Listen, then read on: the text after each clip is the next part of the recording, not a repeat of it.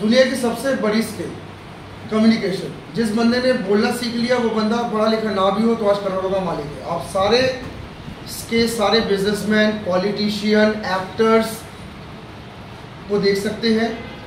शायद इनमें से कईयों ने बहुत अच्छी पढ़ाई नहीं की है पर बोलना जानते थे, आज बहुत आगे निकल गए। और ये स्किल इन्होंने खुद डेवलप की है। इनको माता पिता से डीएनए में ये स्किल नहीं मिली है।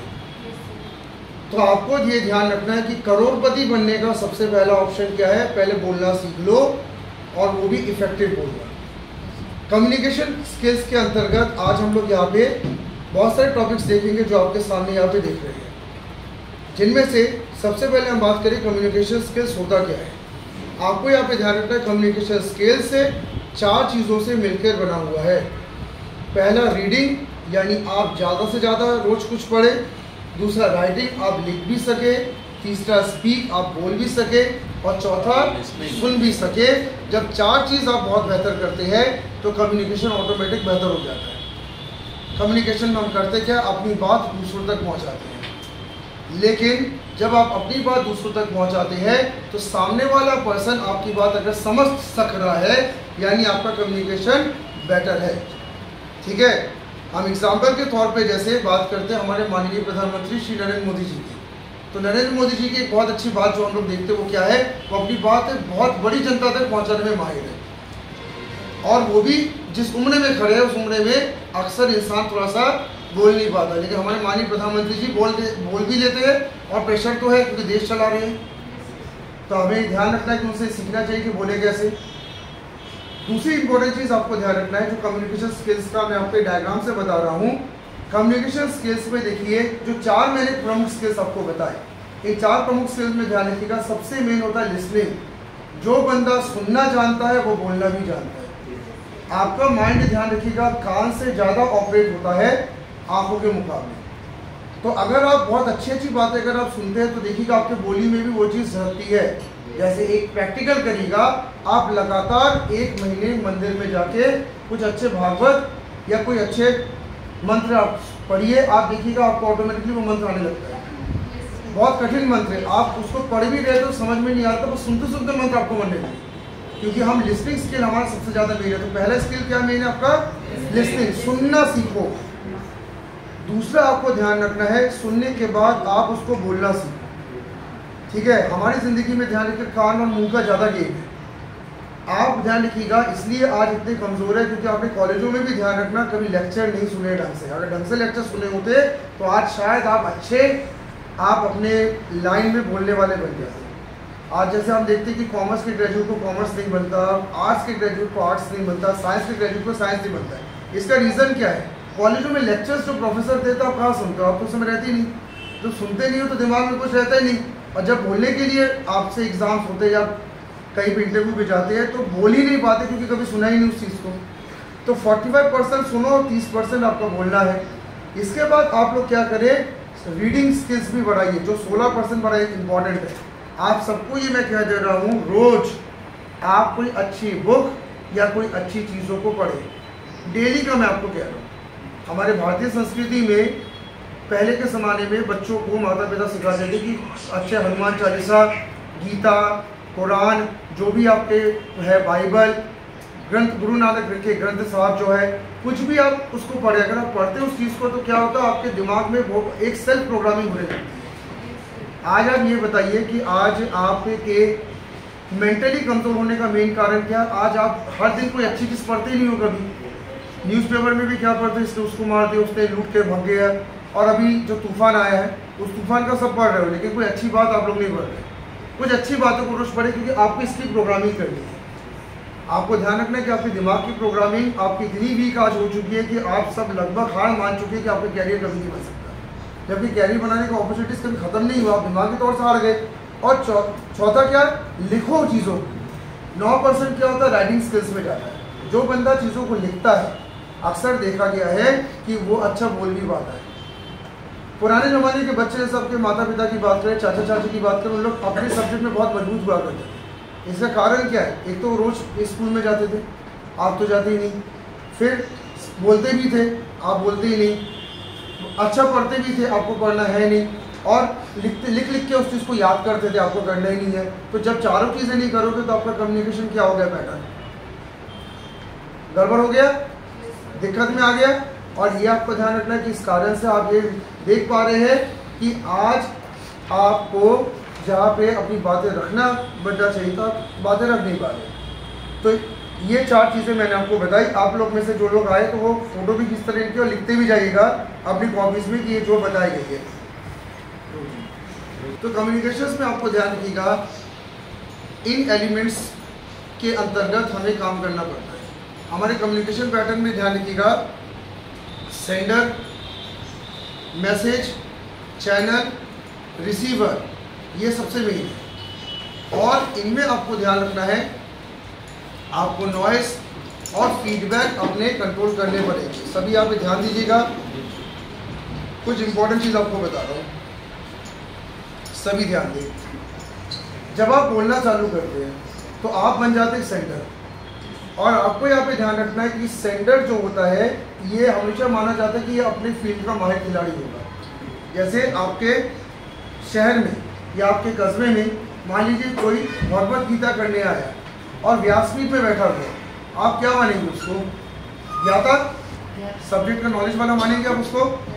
लेकिन बंदे के पास अगर कोई मैसेज नहीं है, अगर वो सही से वो चीज़ को बोल नहीं सकता और वो प्रॉपर चैनल भी यूज़ नहीं करता है, तो रिसीवर जो है ये रिसीवर कभी भी आपसे बात नहीं करेगा। मैसेज का मतलब इंफॉर्मेशन, आपके पास कुछ होना चाहिए बोलने का। जैसे इंटरव्यू की आज मैं बात कर रहा हूँ, तो इंटरव्यू में आपके पास मैसेज के रूप में क्या रहता है, अपना नॉलेज, और आपको उस इंटरव्यू में चैनल यानी अपनी आवाज़ की ट्यूनिंग करनी पड़ती है कि आप इंटरव्यूअर से किस मोड पे बात करेंगे। ज़्यादातर लोगों को इंटरव्यूअर से बात करनी नहीं आती, ठीक है। और रिसीवर हमारा कौन रहता है, इंटरव्यूअर रहता है, जो इस तरह बैठा रहता है। जब वो देखता है कि आपके पास पहली बात इन्फॉर्मेशन ही नहीं है, आपको मैं पूछ कुछ रहा हूँ, आप कुछ बता कुछ और रहे, यानी आपके काम बनता नहीं। दूसरा है, आप इतना धीरे बोल रहे हैं या इतना एक्साइटेड होकर बोल रहे हैं या इतना तेज बोल रहे हैं कि सामने वाला इंटरव्यूअर जो है वो ऑटोमेटिकली आपसे वैसे ही नेगेटिव इंप्रेशन उसके दिमाग में आ गया कि इससे कुछ हो नहीं सकता। तो ऐसे कर करके आप तो जॉब गंवा देंगे। आप सबको ये ध्यान रखना है कि कोई भी जो सेंडर होता है ये रिसीवर को इम्प्रेस करने के लिए कम्युनिकेट करता है, और आपका भी सबसे बड़ा रिसीवर होने वाला इंटरव्यूअर बस आने वाला है। तो का सबसे बड़ा कारण क्या है, हर इंटरव्यूअर ये मान के चलता है कि बच्चे को बात बोलना ही नहीं आ रहा, तो नेगेटिव फीडबैक लेके बैठ जाता है। हमारे जबलपुर सिटी के कई बच्चे जब इंटरव्यू दे जाते हैं तो पहले नेगेटिव फीडबैक लेके बैठते हैं इंटरव्यू, बोलेगा बनेगा तो नहीं, अब सुन लिया तुम्हारी बात, लेकिन वो आपको जॉब नहीं देता। तो इसका कारण क्या है, मतलब हम लोग पैदा सब कुछ लेके होते हैं, तो ये स्वयंभू लोग बेंगलोर में जाके पूरे नाम खराब करके चले आते हैं। उसके बाद जो नीडी पर्सन जब बेंगलोर पहुंचता है तब उसकी वहाँ पे काम नहीं लगता है, क्योंकि जैसे आपका प्रोफाइल पर दिखता है जबलपुर से कहता है कि सर नॉट इंटरेस्टेड, जाइए आगे। तो भैया अपने साथ साथ सिटी का नाम ना खराब करिए। आप किसी भी इंटरव्यू के पास जाइए तो कम से कम अपनी बात रखना सीखिए। अब यहाँ पे नेक्स्ट मैं बात कर रहा हूँ, नेक्स्ट मेन एलिमेंट मैं आपको ये बताने जा रहा हूँ कि आप कम्युनिकेशंस में किस किस चीज़ पे बात करेंगे और क्या क्या चीज़ आपको करना है, ठीक है। आप सभी को आज मैं कम्युनिकेशन की प्रैक्टिस दे रहा हूँ। कम्युनिकेशन में आपको ध्यान रखना है, आपको 2 तरह के कम्युनिकेशंस में आज से काम करना है। पहला बात है वर्बल। वर्बल का मतलब अपने बोली को सुधारें। मुझे हर बंदे से 5 चीज़ें चाहिए जो फटाफट लिख भी दीजिए। बोलने के दौरान 5 चीज़ें चाहिए। पहला क्या, साउंड क्वालिटी। आपकी साउंड क्वालिटी क्या हो, क्लियर होनी चाहिए। लिख लीजिएगा, साउंड क्वालिटी क्लियर, यानी आप क्या कर सके, क्लैरिटी के साथ बात कर सके। यहाँ पे मैं नोटपैड में लिख भी दे रहा हूँ, आपकी साउंड क्वालिटी आप कर दो क्लियर। दूसरा आप लिखेंगे पिचिंग। पिचिंग का मतलब यहाँ पे क्या है, सामने वाले को आपकी बात समझ में आए। और पिचिंग का सबसे बड़ा इम्पोर्टेंट अगर आप देख सकते हैं तो जितने भी भागवत जो लोग पढ़ते हैं वो बहुत अच्छी पिचिंग उनकी रहती है। वो एक एक बात को इतना अच्छे से आराम से सांस ले लेके बोलते हैं कि बहुत दूर बैठे बंदे को समझ में आता है कि बात क्या हो रही है। तो पिचिंग क्या करे, आपने सुधारिए, ठीक है। जब आप बोले तो आपकी बात सामने वाले को क्लैरिटी के साथ समझ में आए। तीसरा आप अपना क्या सुधारें, थर्ड आप सुधारेंगे नॉलेज बेस। बोलने के लिए ज़रूरी है आपके पास नॉलेज होना चाहिए। बिना नॉलेज के ना बोले। कई लोग आप में से जिस चीज़ के बारे में जानते नहीं वहाँ भी ज्ञान दे रहे हैं। आप पहले गूगल में सर्च कर लीजिए, किताबों से पढ़ लीजिए, एक्सपर्ट से बात कर लीजिए, फिर ही आप लोग अपनी बात बोलेंगे। तो नॉलेज बेस आपका क्या होना चाहिए? बहुत अच्छा मजबूत होना चाहिए। और नॉलेज बेस पे काम कैसे करना वो भी मैं आपको बता दूंगा। चौथा आपको ध्यान रखना है, आपको पॉजिटिव एटीट्यूड के साथ काम करना पड़ेगा। पॉजिटिविटी लिखिएगा 4th पॉइंट। कम्युनिकेशन उसका बहुत अच्छा रहता है जो स्टे पॉजिटिव के साथ काम करता है। जैसे हम लोग इस चीज़ के लिए फिर से हमारे प्रधानमंत्री की तरफ अगर आप जाए तो आप वहाँ देखिएगा कि वो बड़े पॉजिटिविटी के साथ बात करते हैं। सेल्फ कॉन्फिडेंस रहेगा, पॉजिटिविटी रहेगी, आप अच्छा बोलेंगे। और 5वीं चीज़ आपको ध्यान रखना, ये आपका सेल्फ कॉन्फिडेंस। कॉन्फिडेंस आपका सबसे बड़ा गेम होता है। आप जो बोलेंगे आपके खिलाफ भी कई लोग बोलेंगे, बोलने दीजिए, आप अपनी बात रखिए ना, ठीक है। हमारे प्रधानमंत्री जी जब कुछ बोलते हैं तो उनकी भी बात काटने वाले लोग कई लोग हैं, लेकिन उनको क्या फ़र्क पड़ता है, वो अपनी बात बोल के चले गए। कॉन्फिडेंस है भाई, सबका नज़रिया अलग अलग होता है। अगर विपक्ष कोई बात को काट रहा है तो भाई वो उनका नज़रिया है, हमारा नज़रिया से हमने बात की, हम अपनी बात लेकर चल जाए। तो आपको ये 5 चीज़ अपनी क्या करनी पड़ेगी, बेहतर करनी पड़ेगी, तभी जाकर आपका वर्बल कम्युनिकेशन क्या होगा, बहुत अच्छा होगा, ठीक है।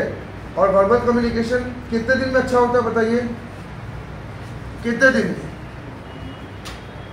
क्योंकि आप लोग में से कई लोग तो पैदाइशी बहुत अच्छा बोलते हैं, जैसे कि जबलपुर वाले बहुत अच्छे संस्कार लेके पैदा हुए जो मैं देखता हूँ, ठीक है। तो हम जबलपुर सिटी के बच्चों को कहते हैं थोड़ा जागिए, क्योंकि बहुत आगे लोग निकलते जा रहे हैं। हम चाहते हैं कि हमारी सिटी भी सामने आए। आपको किसी भी चीज़ पर माहिर होने के लिए कम से कम 3 महीने लग जाते हैं। अगर आप 3 महीने उस चीज़ पर रगड़ के मेहनत कर ले तो आपको आउटकम दिखने लगते हैं, ठीक है। 3 महीने, लेकिन बहुत आपको 3 महीने कॉन्शियस, क्योंकि पहले महीने में कुछ ज़्यादा समझ में आना नहीं है, दूसरे महीने में थोड़ा थोड़ा समझ में आता है, तीसरे महीने में आपको लगता है कि अब मैं बोल पा रहा हूँ। आपको पढ़ाने लिखाने का मेन मोटिव आपके माता पिता का क्या था, मुंह तो खोलो, क्योंकि माता पिता को टेंशन किस बात की खाई जाती, मेरा बच्चा या बच्ची बोल ही नहीं पा रहा है। हमारे जाने के बाद ये अपनी नौकरी तक किसी से नहीं ले पाएगा, क्योंकि यहाँ पे तो भीख मांगने के लिए भी आपका बोलने का अंदाज होना चाहिए। दुनिया में भीख भी इंसान तभी मिलती है जब आपका बोलने का तरीका अच्छा हो, ठीक है। तब इस पर थोड़ा